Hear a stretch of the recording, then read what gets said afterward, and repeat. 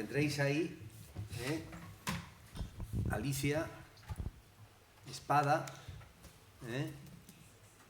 el título es La música en la sociedad del cansancio. Pero yo tengo más. La música en la sociedad del cansancio de Byung-Chul Han, con el que ha terminado. Como veis, hay resonancias, ¿no? Hay resonancias.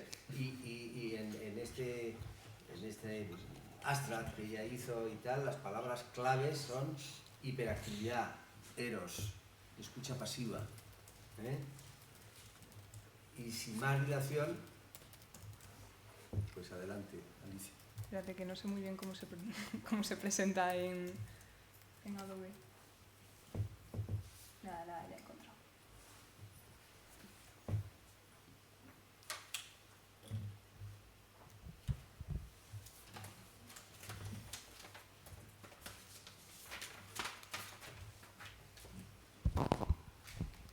Bueno, pues buenas tardes a todos y a todas. Soy Alicia Espada, estudiante del cuarto curso del doble grado en Filosofía y Música, y a continuación me gustaría hablaros de las consecuencias musicales que conlleva la irrupción de la sociedad del cansancio descrita por Byung-Chul Han.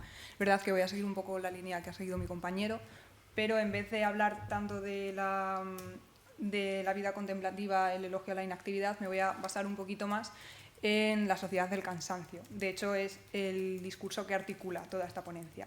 Aunque realmente el detonante yo consideraría que ha sido la colección de discursos que ha dado Han en estos últimos años, que se recogen en una traducción de Paidós de 2024, que se denomina La tonalidad del pensamiento, en el que el autor reconoce que piensa y escribe a través de la música.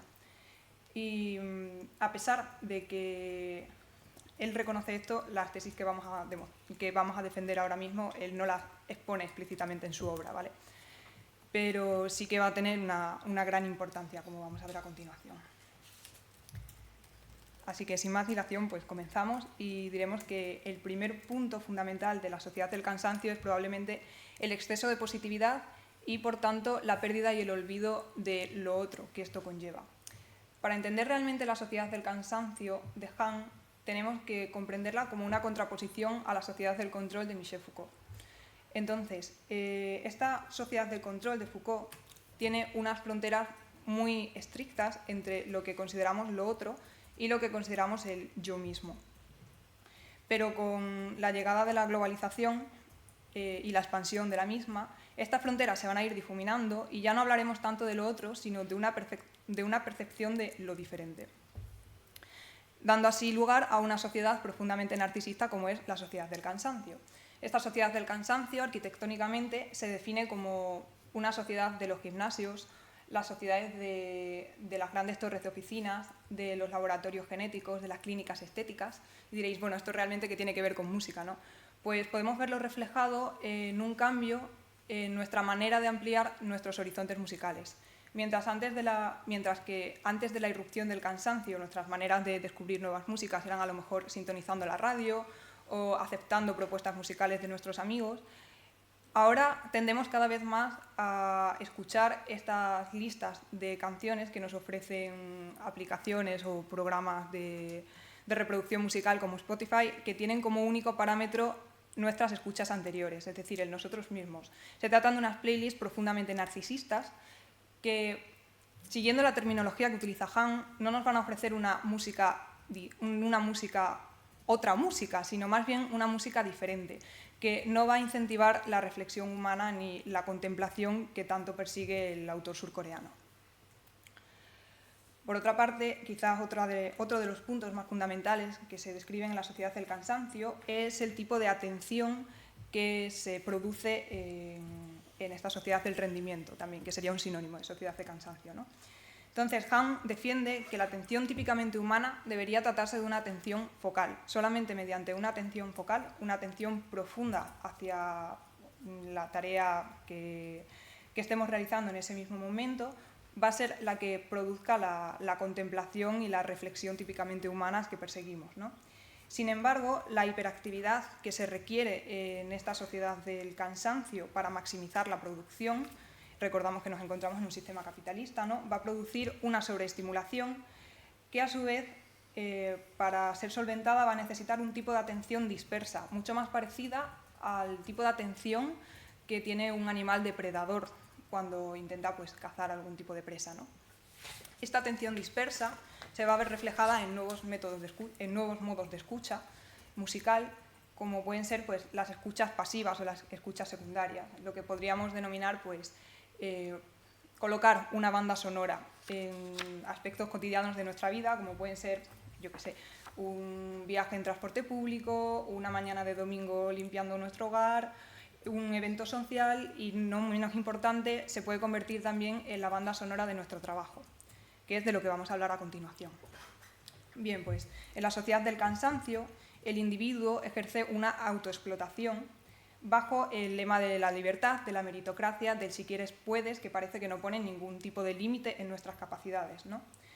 Bajo esto se encuentra la máxima de la maximización de la producción, ¿no? Y hay un tipo de experiencia musical que se vuelve completamente cómplice de este objetivo.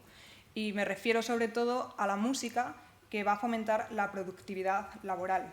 Y así lo demuestran, por ejemplo, recopilatorios de músicas que se consideran beneficiosas para nuestra atención en el trabajo o en el estudio. Y ya no solamente recopilaciones, sino que surgen nuevos géneros y nuevos estilos cuya única finalidad es precisamente afectar a nuestro sistema cognitivo para así poder ampliar la atención que ponemos en el trabajo, esta atención dispersa, recordamos, y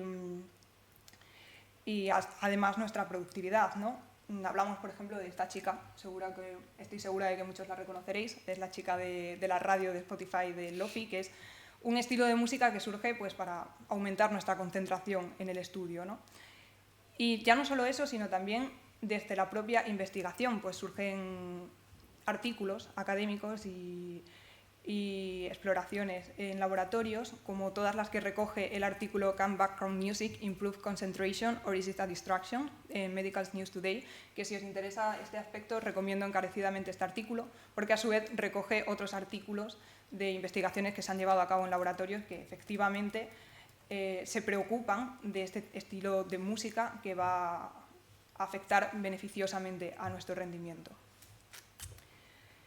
Seguimos con la importancia al tedio que el autor surcoreano y que Benjamin, a su vez, uno de sus maestros, van a aportar a la hora de desarrollar nuestro espíritu, como ya adelantaba mi compañero Javier, ¿no? En la sociedad de cansancio se genera una escasa tolerancia al hastío y realmente el aburrimiento absoluto juega un papel fundamental a la hora de controlar nuestro espíritu, ¿no? Dice Benjamin que el aburrimiento profundo corresponde al punto álgido de la relajación espiritual, es decir, el dormir para el cuerpo es lo mismo que el aburrirse para el espíritu y va a jugar un papel fundamental pues, a la hora de desarrollar la actividad creativa del ser humano. ¿Cuál será el problema? Que en esta sociedad del cansancio y en la industria musical especialmente se va a huir de este aburrimiento pues, mediante la sobreestimulación del individuo, ¿no? Y como ya adelantaba, pues, la industria musical no es ajena a esto y se da cuenta de que el aburrimiento en música no es rentable, es decir, quieren conseguir el máximo número de reproducciones posibles, quieren que no nos aburramos con la música para así pues, poder obtener los máximos beneficios posibles, como no. Y para ello, la industria musical, a partir de ahora me referiré a canciones porque probablemente la música vocal es la que más afectada se ve en este entorno, porque vamos a hablar de obras musicales que alcanzan el top 100 de escuchas globales, ¿no? Utilizan distintas técnicas para poder así captar nuestra atención y que no nos aburramos en ningún momento de la música que estamos escuchando. El primer aspecto que se ve afectado, como podéis ver en esta presentación, es la duración general de las canciones, que desde la década de los 90 cada vez se ha ido acortando, como podemos ver en este gráfico que he obtenido de Pop Songs Are Getting Shorter in the Era of Streaming and TikTok, de The Washington Post. Entonces, vale, me podéis decir que en la década de los 50 las canciones eran más cortas de media de lo que es en la década de los 20, ¿no? Pero esto se debe a una serie de limitaciones físicas. Entonces, la grabación en vinilos o en cassettes ponía muchas trabas a la hora de grabar la música y luego pues comercializarla. Sin embargo, ahora, gracias a las plataformas digitales, en teoría no debería haber ningún límite de tiempo, pero los límites realmente los está poniendo el mercado. y estas exigencias de que el escuchante no se aburra, ¿no? Entonces, además de afectar directamente a la duración de las canciones, como se señala en el artículo Drawing Listener Attention in Popular Music, también se afecta a las introducciones instrumentales cortas. Cada vez nos vamos a encontrar menos introducciones instrumentales como las que se escuchaban en las baladas de los 70, para empezar directamente con voz prácticamente. La amplitud dinámica se va a mantener constante, esto es, cada vez hay menos contraste entre los forti y los piani de las canciones, y vamos a encontrar un bloque de densidad pues, que no cambia prácticamente nada en los 3 minutos de canción, a lo que estamos más o menos habituados, y los títulos de las canciones cada vez se van a hacer más cortos también. Y por último, bueno, no es por último, pero ya estamos llegando prácticamente a la conclusión, cuando hablamos de sociedad del cansancio o de sociedad del rendimiento, como sociedad activa, estamos hablando también de una sociedad del dopaje. Llega un momento en el que los individuos en el trabajo ya no son capaces de cumplir con las exigencias que el propio sistema les pone, ¿no? Entonces van a buscar un rendimiento inducido, un rendimiento que ya no es natural en el ser humano mediante sustancias, mediante medicamentos o mediante técnicas como es la música, como hemos podido observar en esas radios y en esas músicas que afectan a nuestra concentración, ¿no? Entonces, ya no solamente la música es víctima de este sistema, sino que también es partícipe de ella. Por lo que llegamos a la conclusión de que este tipo de escuchas, que son definitivamente perjudiciales a la hora de desarrollar nuestro intelecto o nuestra capacidad contemplativa, se están realizando desde un lugar equivocado. Entonces, si se están realizando desde un lugar equivocado, ¿cuál será el marco que debería englobar una escucha que de verdad apele por la reflexión y por la contemplación humanas? Pues ahora ya sí que sí, nos metemos en el vida contemplativa, en el elogio a la inactividad, y estaríamos hablando de una inactividad musical. Es importante entender que, ya lo adelantaba Javi, la inactividad no es una no actividad, sino que se trata de una actividad alternativa a los marcos que impone la sociedad del cansancio.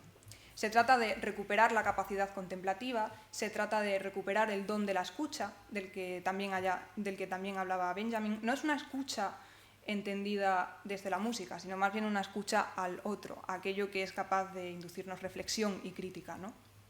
Y para recuperar esta capacidad contemplativa definitivamente necesitamos la inactividad. Hahn lo explica mucho mejor que yo en esta cita, que dice que el ceremonial de la inactividad es hacemos, pero para nada. Este para nada, esta libertad con respecto a la finalidad y la utilidad, es la esencia de la inactividad y es la fórmula fundamental de la felicidad. Bien, pues por tanto la música debería ser partícipe definitivamente de esta vida contemplativa.